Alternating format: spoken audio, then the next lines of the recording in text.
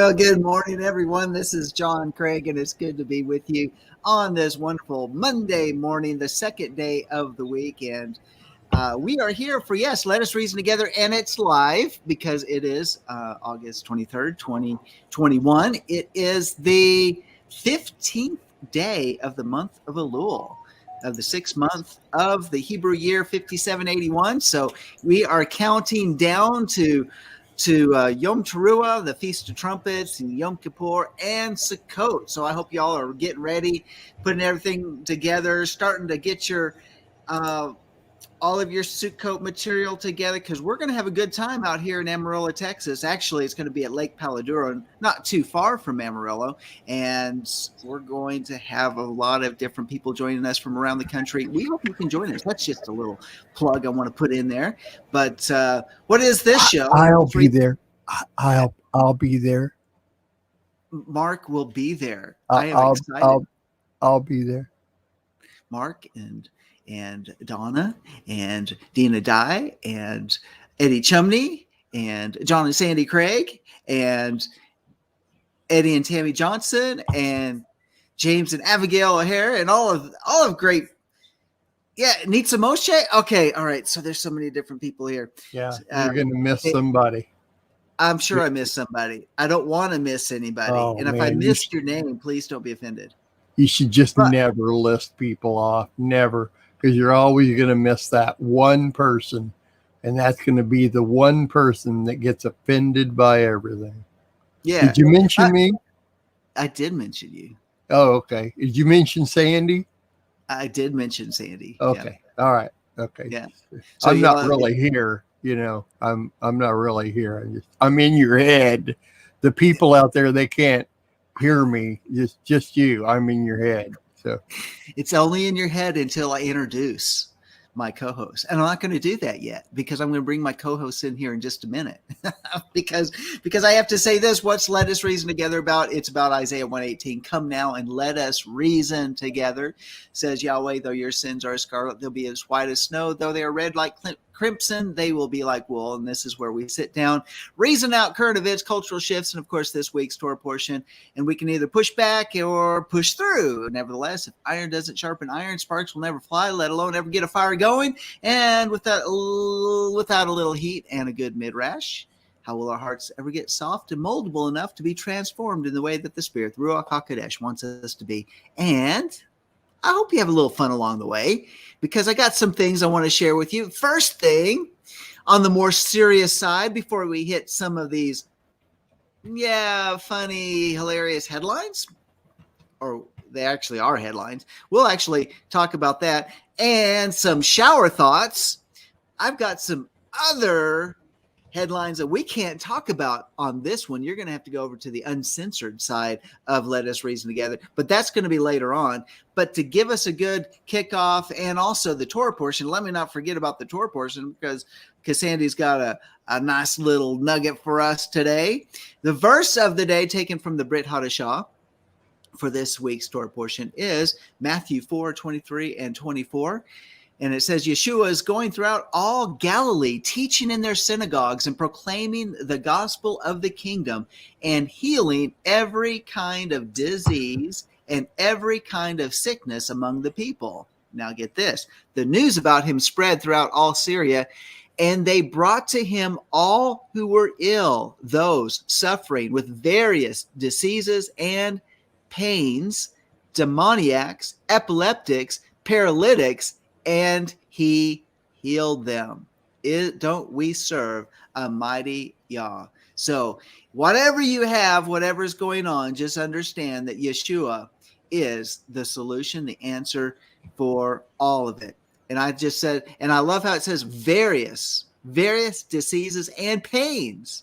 So, and demoniacs and epileptics and paralytics, and he healed them, and he healed them all. So hallelujah for that. And he's still doing that same work today. Okay, now it's time for me to bring in my co-host, Mr.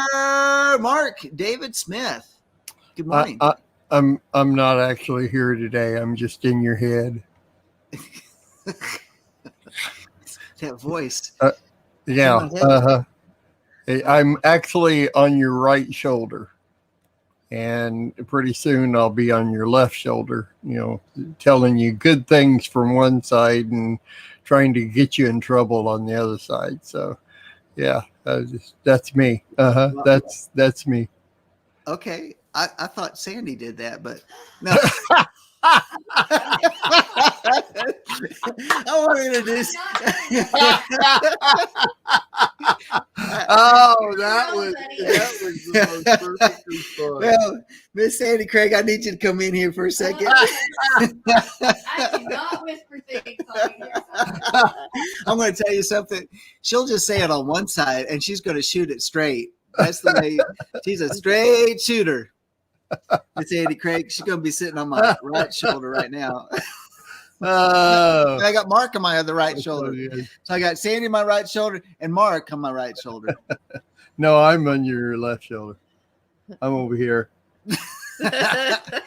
Oh, see if I turn. Yeah, see, I'm over here. Sandy's on your. There you go. On your right. Hey, Mark. Okay. There we go. Now I got y'all. Yep. So if Sandi is a straight shooter, then what are you, Mark? Straight shooter. Straight shooter. Yeah, well, that's yet to be determined, I think. So, but we'll see. This is the wrong show, but I did have a praise report I forgot to tell you about. Okay. Well, can't you hold on to it until next Monday during Monday War Room? No, because it might play a part. Oh, We got two. We were told there's no way we could rent a golf cart. We have two of them, 2 6-passenger golf carts for Sikoa. We need golf carts so bad. That's such a massive. Well, we have, when there's people that are coming that can't get around very well, it's helpful. Yeah. And I'm with you. So now we need to pray for a trailer to haul them up there. No, we need to pray for a trailer to our stuff. We need it. Well, we need that too. So we need to haul the golf carts up there, and we need a trailer. So because we need a utility trailer, an enclosed utility trailer. And cargo. Yep. Okay. So I'll go. I'll be there early, John. I'll be there early, and you and I'll just drive them out there. There we go. I'm sorry. I'm picturing. Okay, now I'm going to have to see that anyway. We're going to have one little thing where Mark and John get out and say, go. Yeah, I know. They give you an obstacle course. All right. Okay, that's a whole new idea. So we're gonna have so those that are not able to join us, you watch the clips. We'll have clips. No, just better yet, join us. Right. Hey, real quick, I want to say hi to this Chris guy. There's a Chris guy on Facebook. He's friends with Larry and Rolinda Tomlinson. Larry, you guys know Larry and Rolinda. Yes, we do. I was hoping they were going to be there this year. I know. Why don't we need to give them a buzz and say, hey? We've talked to him. There's something else going on. But Chris, Larry was my original Torah teacher. He was the one that literally got me the understanding of switching from my Christian lifestyle to the Messianic lifestyle. Chris cool. Really appreciate your being in here and saying hi. Tell Larry and Rolinda I said hi. Yeah, I know they're in Canada. That's what it is. They're in Canada Chris. With their kids. What? Chris, we want you to join us at Sukkot this year. Yeah, come on. Yes. Come on, you and yours and your congregation, your family, come and join us. We're not that far from you, from Kansas, and we're going to be in Spearmanwood, Texas, which is a little northeast of us anyway, an hour and plus. It's a little bit closer to Kansas. So it's a little bit closer to Kansas. And we're going to have an amazing time. Eddie's going to be there the whole time, so except for the first day or so. And that drive from Amarillo to the camp is longer than a drive through Kansas. Or at least it feels like it. You can drive from one end of Kansas to the other end, from east to west or vice versa, and the drive from Amarillo to Spearman or the camp is more boring in an hour drive than it is the 8-hour drive across the state of Kansas. I don't know if I agree with you. That's a fact. I've been across Kansas many times, and it's just like, Where is this next? That's because you've driven it many times is why. See?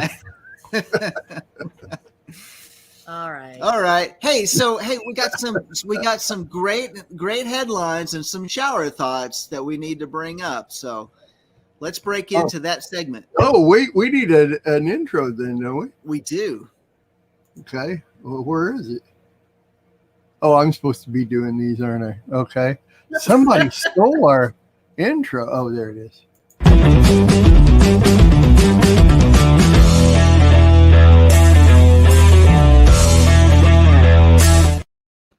Okay. All right. So there we go. Shower thoughts for today, and also the headline. Headlines first, then shower thoughts. I got some really humdinger ones in the shower thoughts. Hang on there. But Mark, we need that longer one. We need that longer intro. I don't know. I don't remember a longer intro. Yeah, there was. It was really? It had a lot more to it. Yeah. Was it you actually taking a shower, or what was it? No, we don't want to see that. No, we don't want to see that. No. But everybody would have a fun time, I guess. I don't know. All right. Well, I could make a longer one. I don't remember a longer one. That's all right. We'll figure it out. Hey, so here we go. First headline of the day, and this is from the region, and this is about homicide victims rarely talk to police. Victims, yeah. Oh my goodness, these headlines. Well, It's true. It's true. This is I don't think homicide victims ever talk to police. No fake news here. I think we need to rename this part of this segment to Profound Revelation, because everything that you read off these headlines, they are profound revelation. So, because it's true. Okay. Well, I do have another. The next one is quite a profound revelation, but I put a little subnote on this one to bring potato chips. Bring potato chips. Okay. Now. All right. Okay. All right. So here's the headline: marijuana issue sent to a joint committee.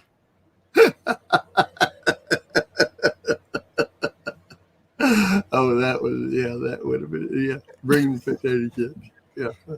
That's By good. the way, this is for our Canadian listeners. That's from the Toronto Star. They don't have pot up there, do they? Yeah, They don't, so there have, you they go. don't have marijuana in Canada, do they? I've not been to Canada since I was about like 2 years old, so I cannot tell you personally. I see. Oh, okay. Yeah. So, Well, it's just what I heard. But I heard that they do. Okay. Oh, okay. All right. All right. So how about this next one? Knowing that, let me frame this right now is that, China has been really building up their military, their navy, their warring machine, the war machine, and getting ready for events that are coming upon the world. Well, get this one. I thought this was very interesting because it made the headlines. China may be using sea to hide its submarines.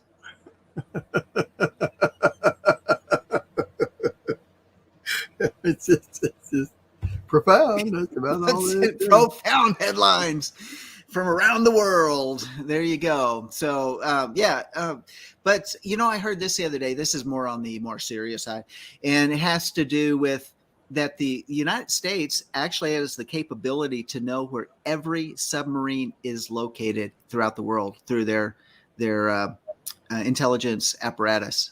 That they actually know. They know every Russian sub, Chinese sub, American sub, of course.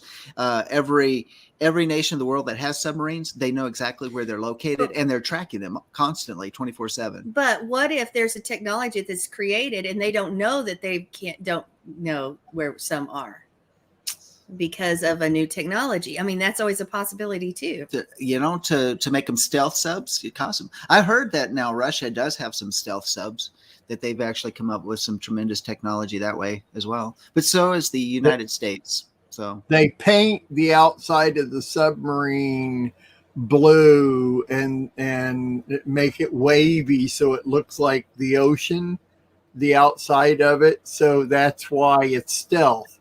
because when they go looking for the submarine, they can't see it because it looks like the water that's around. Oh, That's oh, how it works. oh, Yeah. okay. Okay, cool. Yeah. And if you want to do the same thing with a plane, you just paint clouds on the side of paint the plane blue and then paint clouds on the side of it, and then it's stealth. It will never see. That's how they stealth things. Is that how Wonder Woman did it? How Wonder Woman? No, that how she did it? Wonder Woman has powers. You know that you can't. You know she has abilities and powers. But she always has that invisible plane. That invisible plane. Yeah, because she has powers. She's like she's not an Avenger. You know that's a whole nother. You know, She's DC. She's DC, right? And some of them are even ACDC. So we'll just move on here. All right, moving right along. How about this next one? We've got federal agents raid gun shop, find weapons.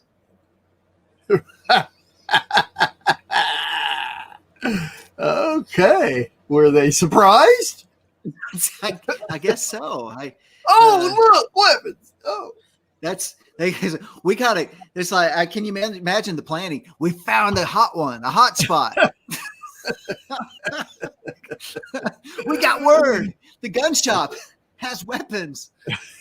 There we go. There you go. There's Bring your the potato chips. Yeah, that's fun. Okay, how about this next one? This one's it's a little dated. Okay, it's a little dated. Actually, some of these are really dated, but this one's a little dated. But I think we can all relate to it if you're not a millennial. Okay, and this is Diana was still alive hours before she died. Diana, But even that, if you're alive before you die, woohoo! Yeah. I mean, really? Yeah. No. Let me just say this. This was exclusive to all newspapers. Exclusive. This was an exclusive report. Diana was still alive hours before she died. Okay. Why is this one dated? I'm not understanding why it's dated. Princess Di. Yeah, Princess Di. Princess Di. Oh, I didn't hear the princess. Well, there wasn't a princess. Yeah. Everybody, if you just say Diana and it's a world figure, you often think really? I'm sorry, I don't. I'm not obsessed with her like everybody else on the planet was. You're not? I wasn't, and I am still not. I've already seen all the documentaries on it and everything. And so stinking sick of them and the Crown and all that stuff, Anyway, people are obsessed with that stuff. You say Diana, that's just generically anybody. So now I see why it's dated. Never mind. Moving on. Okay, right. So, and I don't just necessarily disagree with you, Mark. Okay, I just, Okay, so here we go. Here's the next one, and this is from the Daily Sun. Man kills himself and runs away. How does that happen? It's a miracle. It's a miracle. How do you do that? The other one with that verse from the Torah portion that I brought in today. Yeah. Yeah. He killed himself, was resurrected. Okay. And that's in the article? That's actually in the article? No, it just says he kills himself and then he runs away. Yeah. After he kills himself. Away. Another millennial, I'm sure. So, okay. And I've got one last one here. Okay. Good. And who needs articles when the headlines say it all? Okay. All right. So you're going to love this one. All right. Sorry. Sorry. Based on what you just said, it's like a newspaper that has no articles, just headlines. Who needs an article when the headlines say it? Right? Right? Seriously. Go ahead. Yeah. I'm sorry. Go ahead. So here it is. Woman in sumo wrestler suit assaulted her ex-girlfriend in a gay pub after she waved at man dressed in Snickers bar or is dressed as a Snickers bar. Should I read that again? Woman in sumo wrestler suit assaulted her ex-girlfriend in gay pub after she waved at a man dressed as a Snickers bar. Okay. Yeah. Oh, the girlfriend waved at a man in a Snickers bar suit or something. Yeah. Yeah. So Don't mess with a woman dressed as a don't mess with a woman in a sumo wrestler suit. That's all I can say, because I get it. Yeah. Well, this show is Let Us Reason Together. So I was reasoning out exactly what that headline was all about. That's a long headline. Yeah. You don't need to read the article after that one. Just, wow, okay. That's all I need to know. Right there. Okay. Yeah. So there you go.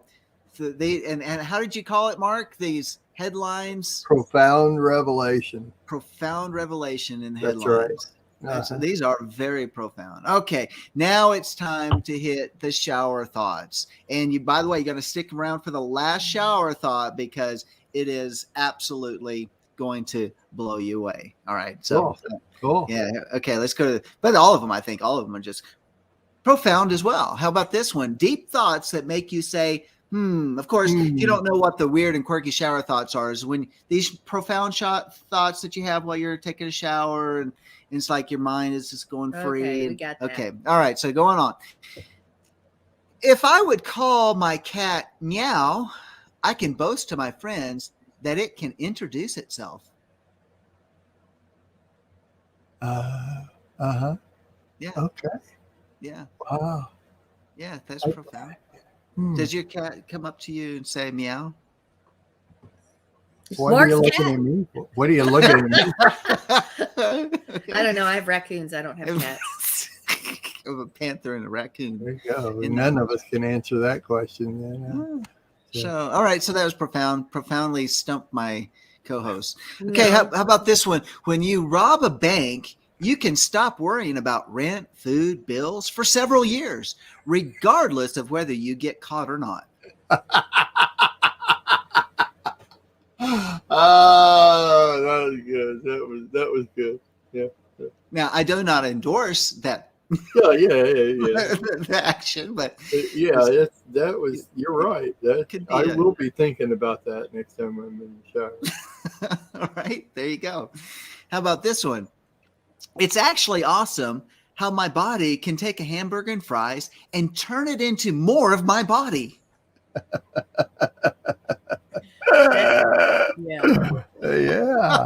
Yeah. Have you heard the story about the person who ate only McDonald's for a month? No. Oh, yeah. That it's like I don't remember all the details, but the amount of weight that person put on, as well as the cholesterol issues and stuff after that month, was rather profound. I mean, it's like gaining like 30 pounds. I mean, I don't know if that's accurate or not, but the amount of weight that someone put on for eating. So yeah, added to his body. Okay. How about this one? In a hospital, you can find people experiencing the worst, the happiest, the first, or the last day of their lives. All in the hospital. All in the hospital. So hospitals are good. Yeah.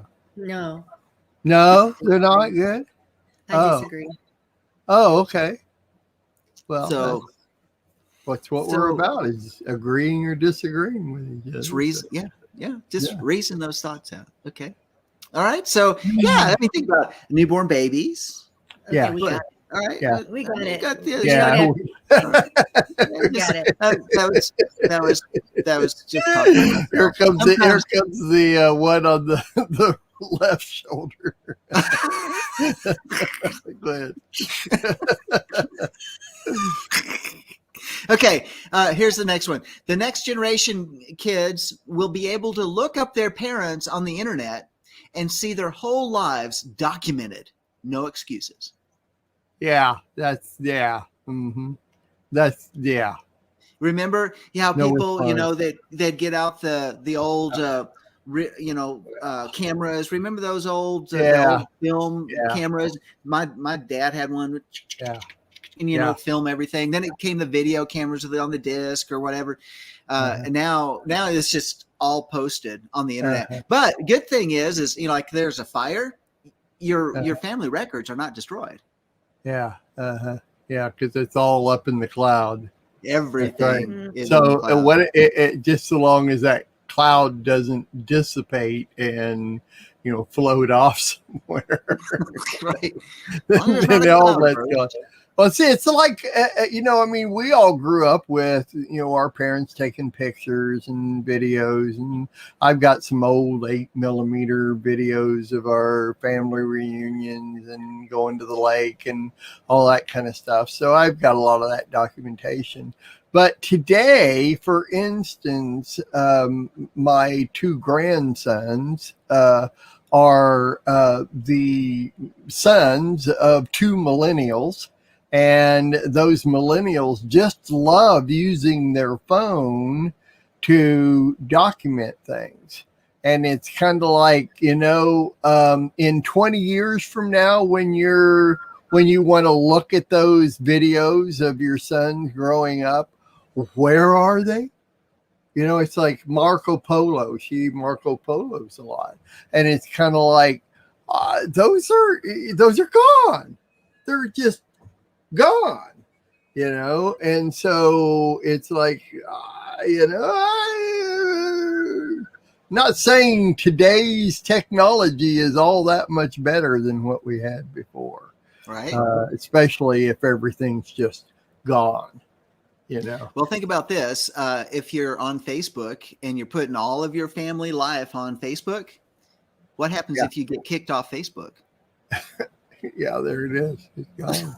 I can't get in that frame of mind of putting all that stuff on Facebook. I don't use Facebook anyway, but I can't get in that frame of mind. But so I can't relate. I know what you're saying, but I can't relate to. Right.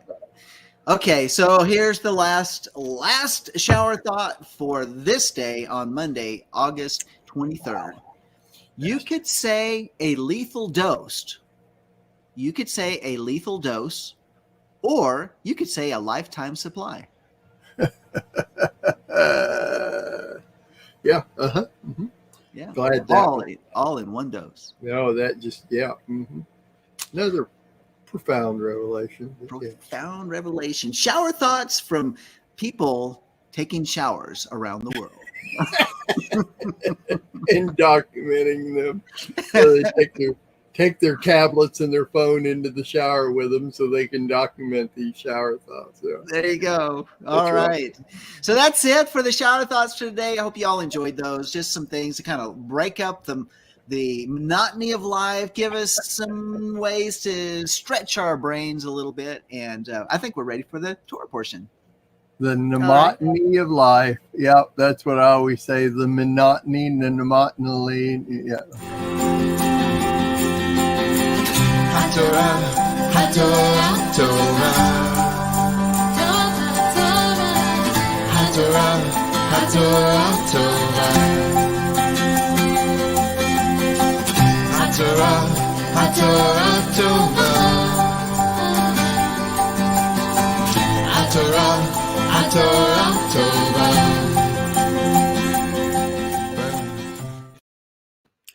All right, so here we go with this week's Torah portion, Kitavo, and I want us to turn in our scripture to Deuteronomy 28 verse 47 is where we're going to start. And it says, because you did not serve Yehovah, your Elohim, with joy and gladness of heart for the abundance of everything. Therefore, you shall serve your enemies, whom Yehovah will send against you in hunger, in thirst, in nakedness, and in need of everything. And he will put a yoke of iron on your neck until he has destroyed you. Okay. When I look at this, I think of a command that most of us do not even think about, is serving with joy. Because most of us don't walk around very joyful this day and this hour.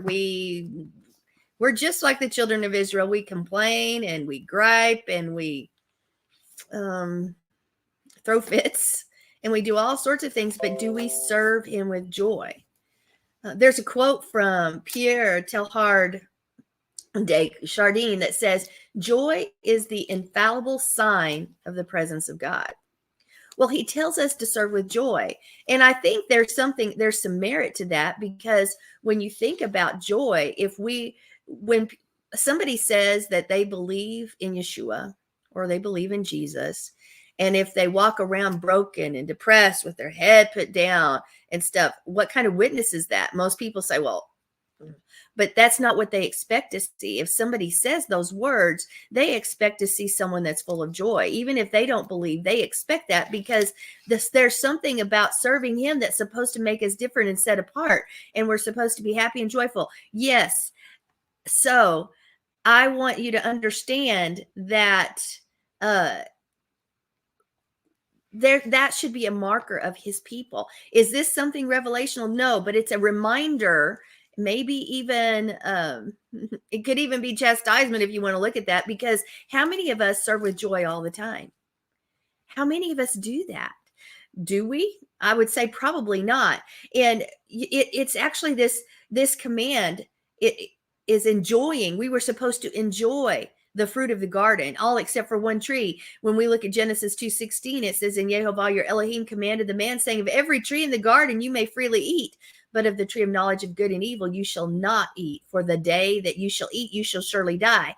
He's telling us to freely eat. We're supposed to enjoy what he's given us. But so many times we are so stuck on what's going wrong or what battle we're going through that we don't enjoy anything. Well, I'm going to Shabbat. I have to do this or I have to do that. Where's the joy in that? And I want to say, when you look at the word joy that's used here in this verse, it's sameach. But it's very similar to another word for joy, because sameach, I believe, is Strong's 8056, but the simcha, and that's another word for joy. And let's just look at that, because the only thing that's different is the hey at the end. Because when you look at simcha and even part of sameach, we see that shin and that mem and that het. And when you look at those letters together, you see the sheen as the teeth or the fire, and the mem as fluid and water and move and firmament. And it's also the number 40, which are trials and testing. So that to me relates, there's something related. There's something to do with that in this word joy, trials and testing. And then you see that het, which is the fence. But it's also the number 8, which is regeneration, the new beginning. And so we have all of this picture here. And then you add the hey for the simcha. And I know that's one letter different than the sameach, but that also signifies a window. But there's still going to be a relation to these words. And so when you have that put together, it's like joy is a fire that takes us through the trials and testing and flows as water through the fence and becomes the window of his goodness. So, but even if you remove the hey, the window, joy is like the fire that takes us through the trials and testing. It flows like water through the fence. Or through the fence, and then his goodness and grace fall out the window. Guys, that's pretty strong. So why do we fill our lives with everything but joy? We fill it with complaining. We fill it. We are so busy that we don't even stop to smell the roses, so to speak. And if we would enjoy what he's given us, and not wish we had this and that and the other, we might be at a different place. Because when we're looking at we're not joyfully serving. That's what Adam and Eve did. But we can't have this. He commands us to have joy. He commands us to serve passionately for him and with joy. And when that's a great gift. Well, why would we serve? Well, you don't understand. Well, do you have life? Then you need to serve with joy. And life, when you look at life, what is it? If something is living, that means it's changing, it's ever growing. And that's what's really interesting, is growth is very similar to joy in its Hebrew word. In that specific one, sameach is joy, but growth is zamach. Okay, are those similar? You can hear the similarities in those. So life and joy and growth are sort of connected together. There's something about having the joy of Yah within us. Even if we are in trials and testing, which is in that letter mem, that's part of joy. that we need to look at it. Are we supposed to have joy only when everything's going great? No. It says in his word that we're supposed to have joy when we keep his commandments. 1 John 5:3, for this is the love of Yah, that we keep his commandments, and his commandments aren't burdensome. So it should be joyful. It should transform us. It should set us apart from the rest of the world. We're supposed to have joy when we study the Torah. Yeah, when we study the Torah, because the sages actually say that the Torah came down from its heavenly perch and became united with man. When you hear about that, that points directly to Yeshua. Psalm 19:7 says the Torah of Yah is perfect, converting the soul. The testimony of Yah is sure, making the wise the simple. The statutes of Yahovah are right, rejoicing the heart. So the commandments are supposed to bring us joy, not, oh, well, the word says this, so I can't enjoy that. No, that's that. We're serving something else. And we're letting someone else have our mind if we act like that. It says in James 1:2, what about joy? My brethren, count it all joy when you go through various trials, knowing that the testing of your faith produces patience. Oh, that steps on toes, doesn't it?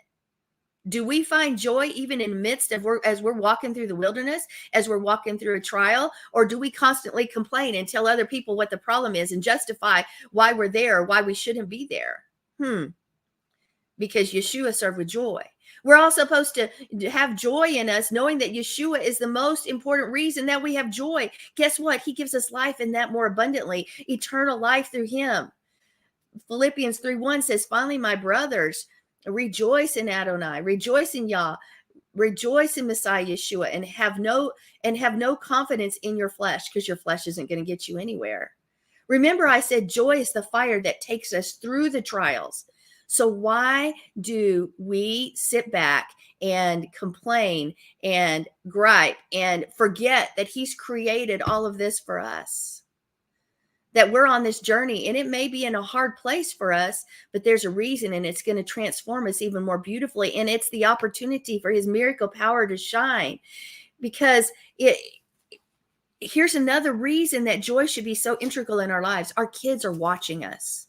And if they watch us serve him and walk out his command, a specific commandment or all the commandments, as we're pursuing him, and they don't see us walking with joy, then they are going to observe that Yah, serving Yah and having joy and laughter and enjoying what he's given, they don't go together, that it's hard, that it's bitter.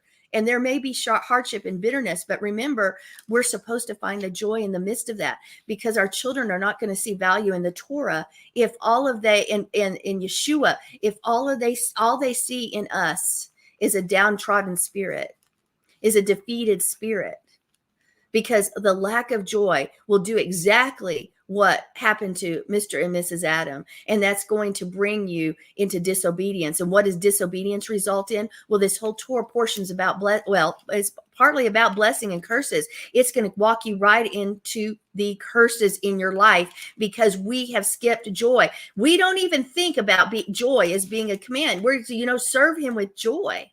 But what is the source of our joy? The source of our joy is the ability. It's the opportunity to carry out his commands, to be a servant, to be one with him, to spend time with him. That is our joy. That's the source of our joy, is Yeshua. It always will be. And our children are watching. Are we going to send forth that curse to the next generation because we refuse to serve him in the way that he's called us to serve him? Are we going to do that? Are we going to walk with that fruit of the Spirit, with joy in our heart, pushing aside bitterness, pushing aside our excuses, pushing aside all of those things that get in the way? Because even that things that the enemy might throw in our path, we still cast our cares upon him. As I talked a couple weeks ago, it's like getting a fastball and throwing it as fast as you can forward, never letting it come back. That's what casting your cares is. Another reason for joy. We don't have to carry that stuff along with us, but yet Yah's people seem to be broken down with their head bent down, downtrodden, because we don't see joy as an option in our life because of what we're walking out. That's not what his word says. Count it all joy. Count it all joy. My people who do not serve with joy, he places a curse on us. Guys, or we do it ourselves because we open the door, because we're serving in a way contrary to what he's asked us. We need to be a people that are so set apart that, yeah, this whole time, the world out here is hard, but we are a joyful people. It sets you apart. It sets me apart. And it shows that we serve a different God than everyone else. We serve a God, a Yah who we can trust in, who we know gets us to the other side. That is a reason to rejoice. That is a reason for joy, because he gives us life and that more abundantly, and we rest in him. And that is why we are set apart. Do you walk in joy, or do you enjoy his creation?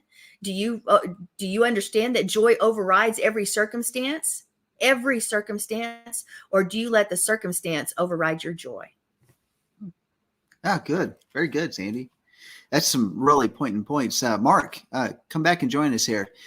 And let me hear what you have to say about joy. Well, it doesn't have to be about joy. It's about serving. It's about, It's all about that. Yeah. No, it's got to be about serving with joy.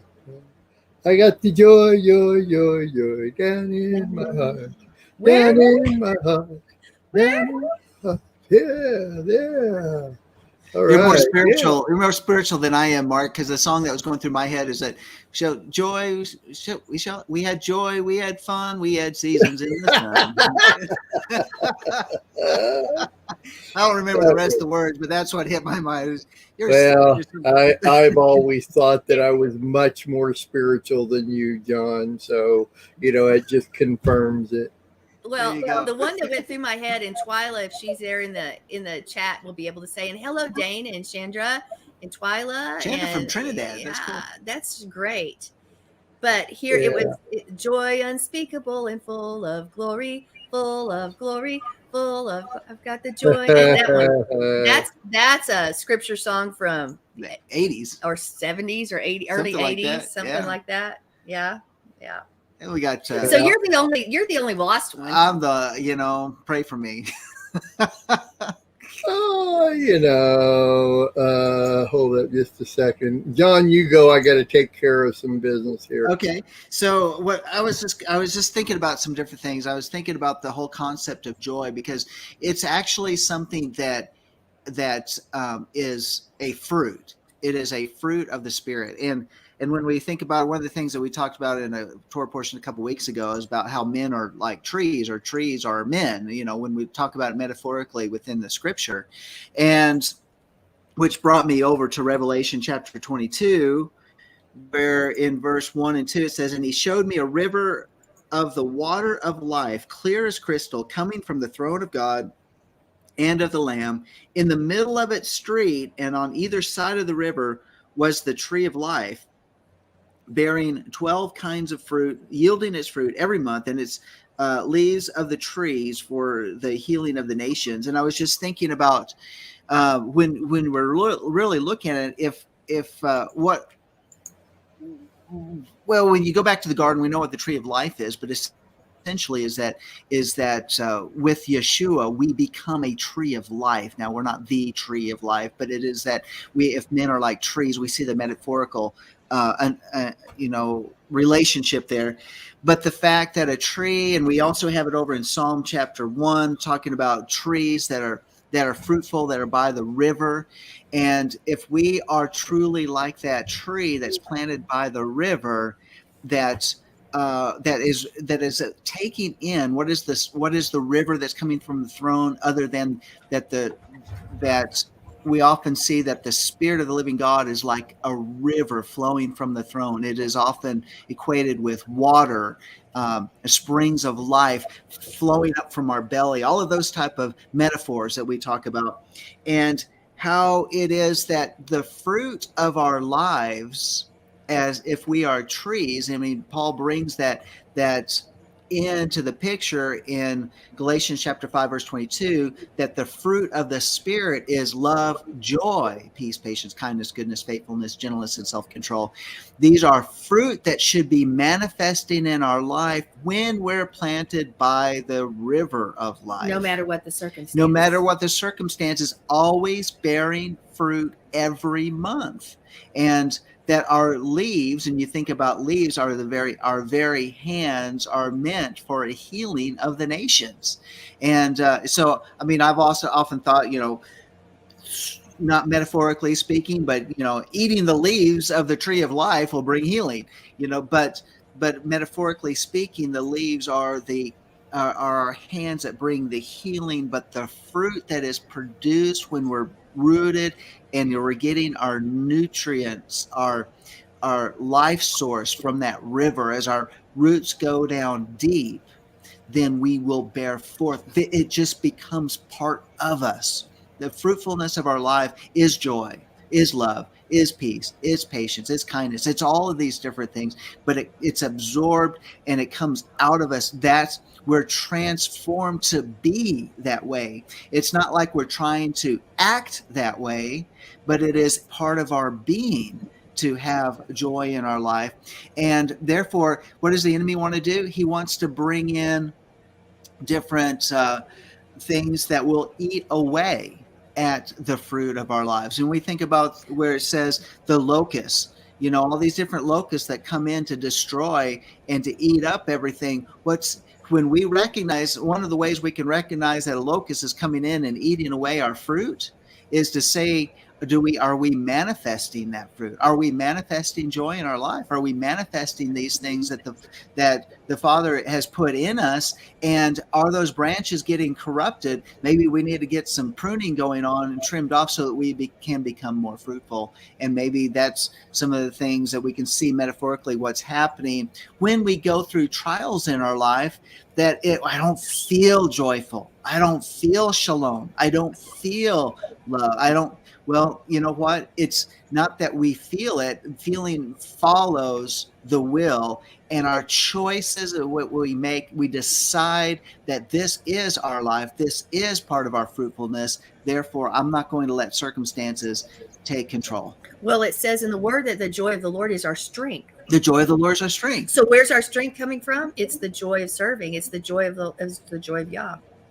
Yeah. So there you go. So that's my 2 cents on that one. Is some things that I've been thinking about. Yeah, Mark. Oh, I think that was worth like 3 cents or more, brother, at least. I really do. Joy.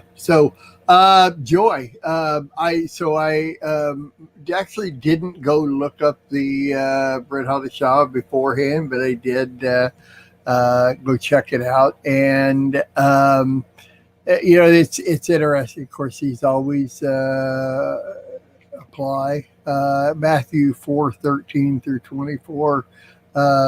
It's Torah Portion's website's all messed up. A couple of parts here. Yeshua calls the first disciples while walking by the Sea of Galilee. He saw 2 brothers, fishermen. I'm scanning here. I read it a while ago, and it goes along with this. Immediately they left their nets and followed him. And going on from where he saw the 2 brothers, he saw John and all of them. Immediately they left the boat and followed him. And he went throughout all Galilee, teaching in their synagogues and proclaiming the gospel of the kingdom and healing every disease and every affliction among the people. So his fame spread throughout all Syria. And they brought him all the sick whose afflictions were various diseases and pains, those oppressed by demons, those having seizures and paralytics, and he healed them. What joy! That's, I read those things. To me, all I got to do is read what Yeshua did, and I have joy. And, I know Sandy's heard me say this from the millennials, the millennial time that we've spent together doing shows. But I suggest that we all read the crucifixion account from the time Yeshua was arrested to the end of all 4 Gospels at least once a month. I maybe pick one Gospel a month and read from the time he's arrested till the end of the book. And if we would do that and get the understanding of why we are who we are, what more joy could there possibly be? I mean, you don't want to find joy in the death, I mean, especially of our Messiah. We don't want to find joy, but that's the ultimate joy, because without that death of Yeshua, our Messiah, we can't have the salvation which produces our joy. And to me, I think one of the reasons we don't have joy is because we don't keep ever prevalent in our lives what the Messiah has done for us to allow us to live this life. You see what I'm saying? That's where we lose our joy, is because we allow ourselves to get caught up in everything else except what Yeshua did. Whether it even just open the New Testament, one of the Gospels, and just start reading from anywhere should give you joy. Eddie, especially because we're seeing what Yeshua did. I mean, our whole life, everything that we do is all based on what Yeshua did for us. Is that not right? I mean, is that not true? Or yes. What? It's not anything we've done.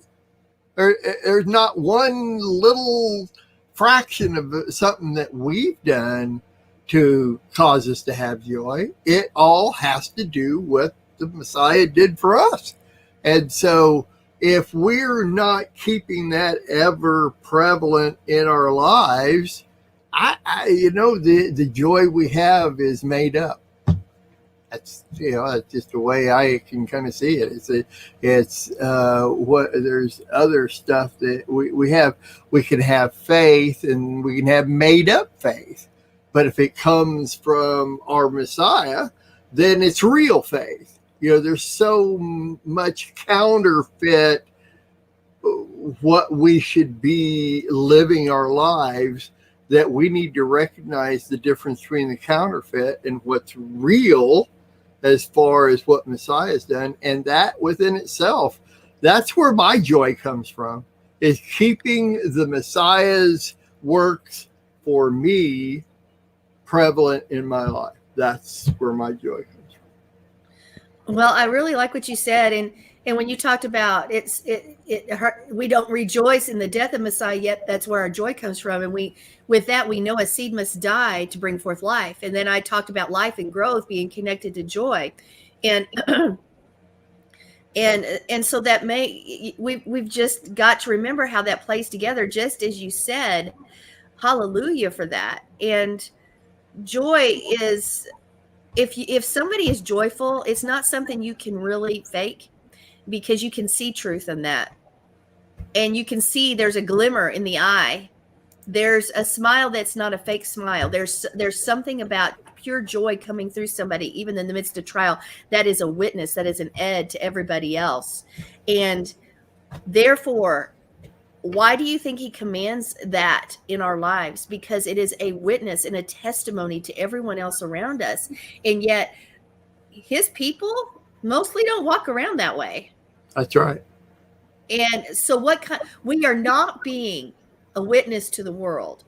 We are not being the set apart ones. We look just like everybody else, because literally the joy in our countenance will shine forth beyond any circumstance. And it literally is almost contagious, because what are you smiling about? Why are your eyes sparkling? Right. What's gleaming? It gives us that opportunity to tell them why, but instead we are just the opposite. So guys, let's truly find it. It seems simple, but it's not, and small, but it's not small. This isn't a small thing. It is how we carry on our lives each and every day. Very good. Very good. Oh, we're being a witness to the world, all right. It's just a lot of bad witnessing. That's exactly right. Yeah. Exactly. Oh, okay. All right. Since you brought that up, before we move on to our next segment for the uncensored news, which we need to say we're gonna get there, but I do want to say this, is that there are those of us that are messianic, those of us that are Hebrew roots oriented, and which is nothing more than going to the very roots of our faith, doing what Yeshua did. Believe in the whole word. Believe in the whole word. I mean, it's just simply digging in deeper. And but here's the issue, and I think it was even brought up earlier. It was in the war room, where it was like, stop stop capitalizing on these petty differences. If you, It's a prayer, yeah, it was a prayer this morning, and I was like, that's right on, because there's so many people, it just brings division. Well, you don't say the word just right. You don't say this just right. I believe it this way. Okay. Yeah. Now get this, there's people out there that call themselves Hebrew roots, and they've got themselves into political controversies that are destroying the very basic bottom line basics of our faith. And yeah, y'all don't know. I came across something that's been a few weeks ago, but a guy that was he called himself Hebrew Roots, but he was defaming some major alternative news commentators and just going after them with lies and stuff. And it's, guys, let's just major on the majors. Let's stay focused on what we need to stay focused on. And I love what you said, Mark, is in regards to where's our vision? If we lose our vision, if we forget that Yeshua's got to be the center of everything, and reading those gospels like they are helps us keep that vision straight and keep it focused, then we are going to go into the weeds, and we're going to go off into the areas that we don't need to be going on to, because we want to make a name for ourselves, or because we want to be, it's not that everybody wants to be controversial, but we want to be right. We have to be exactly right. That's not what it's about. What it's about is Yeshua. And we're all going to be coming together with him.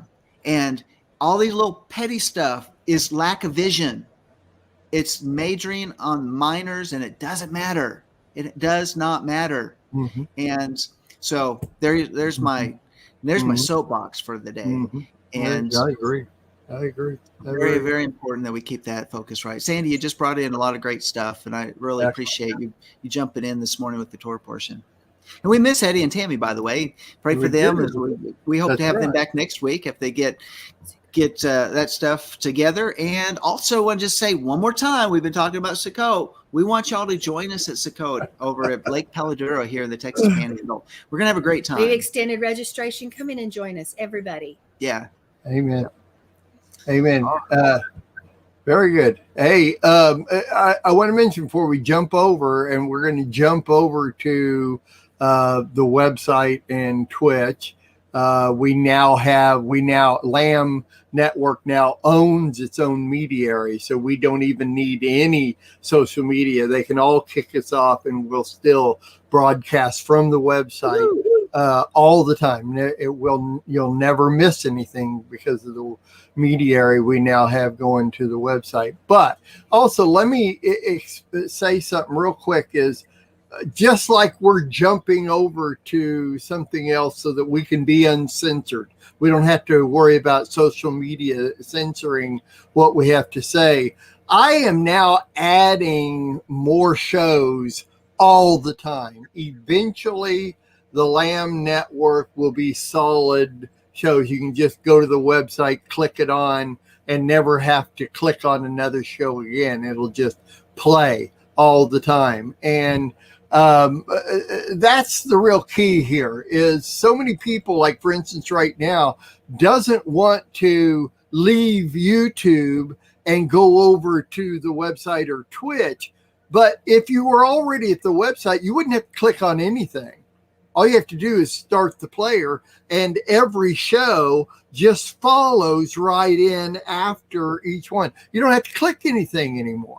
And so that's my point I'm trying to get across to everybody is that, and yes, there's a chat room over there. You can even chat on the website. So lambnetwork.tv, if you'll go over there, you don't have to click between shows, or you don't have to start the show or miss a show because you didn't click on it. Just go to the website, just click play, and it'll play from there and the whole day. I leave mine on, and if there's no shows, when the next show starts, it just automatically comes on. I can hear when it comes on because it just comes on. So you're going to be hearing more about this as we go along. But and of course, it'll all be down for Sukkot because I'll be gone for 3 weeks. But anyway, afterwards, we're getting there. We're doing a lot of testing, and it's working, and it's great. go to the website. Watch everything. Go watch our next show from the website, lambnetwork.tv. All right. We'll see you over there. Okay. All right. Oh, am I supposed to be playing some kind of outro or something here? Did you want to do the Sicko promo or? No, I'm going to play our outro here, and we'll see you over there. Bye. There we go. All right.